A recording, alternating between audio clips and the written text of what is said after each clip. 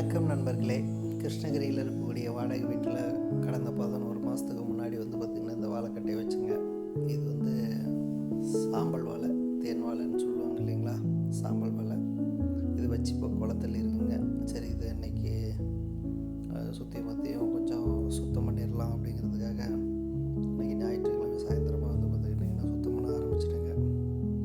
சுற்றி இருக்கக்கூடிய சருகுகள்லாம் கொஞ்சம் அறுத்து சுத்தம் பண்ணிவிட்டு பின்னாடி ஒரு கோல் வச்சு கட்டிட்டேங்க.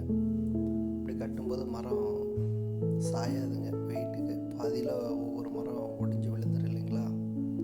அதனால் மாடுகளும் பார்த்திங்கன்னா இலைகள்லாம் பிடிச்சி கடிச்சு இழுத்து சாய்ச்சிரும்.